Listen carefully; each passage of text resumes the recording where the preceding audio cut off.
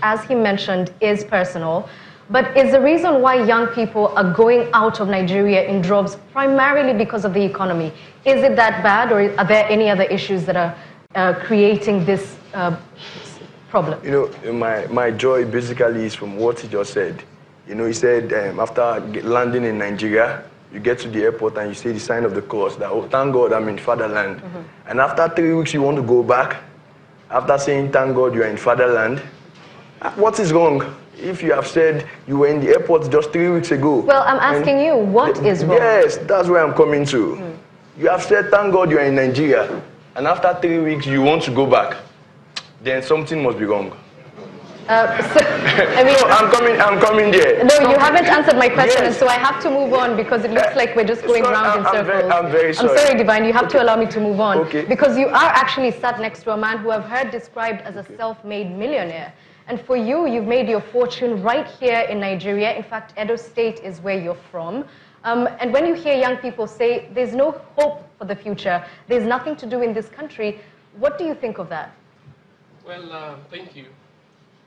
I think that is completely wrong. There's hope.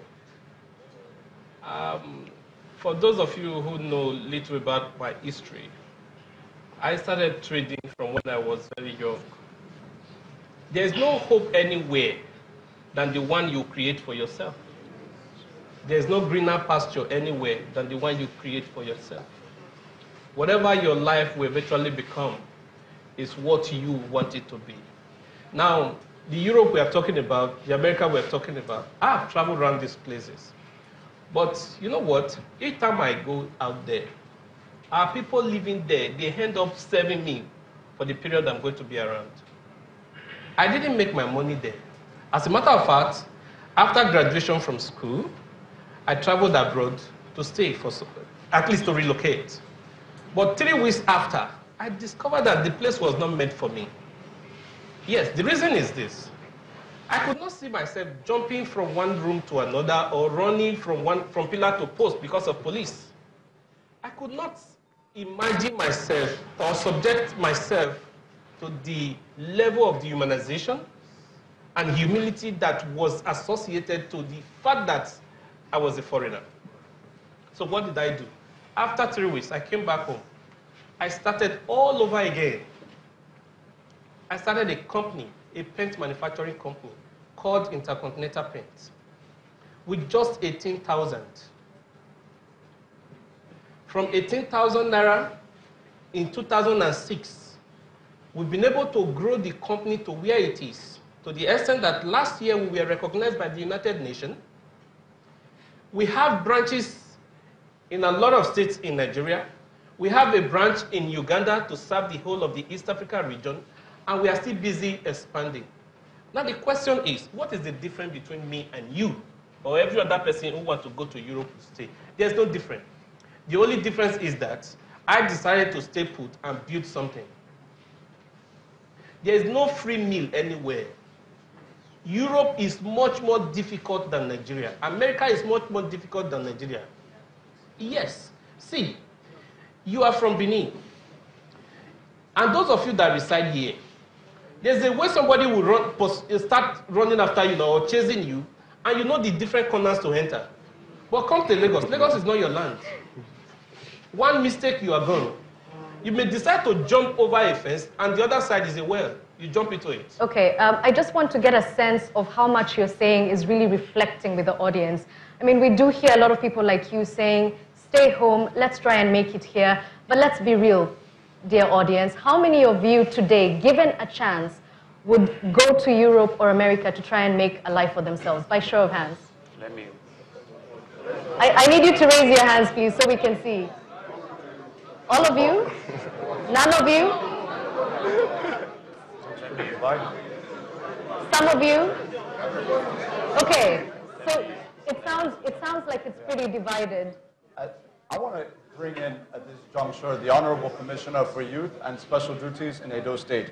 Mr. Amanoka, when you've heard some of these perspectives this afternoon, and I understand that there's a scheme by the Edo State government to essentially those who have returned from various places where they illegally migrated to that they now get a stipend to essentially live on during the course of reintegration and resettlement.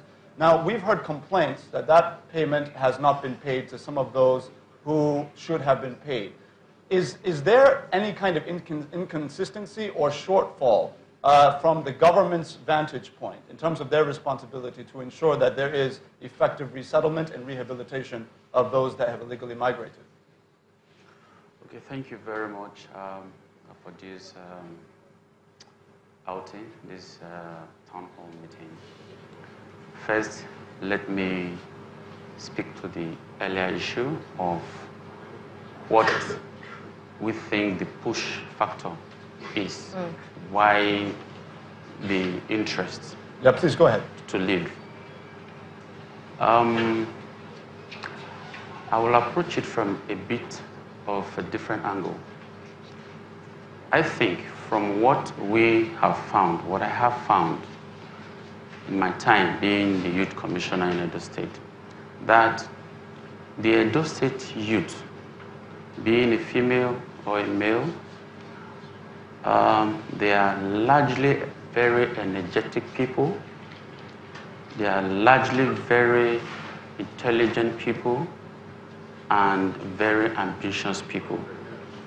And so when the space is not enough to accommodate them, when the opportunities are not strong enough for them, they tend to push their way through.